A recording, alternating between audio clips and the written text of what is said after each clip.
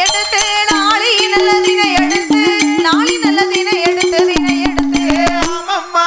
எடுத்து நாதனோட கையில் கொடுத்தாள் நாதனோட கையில் கொடுத்தாள்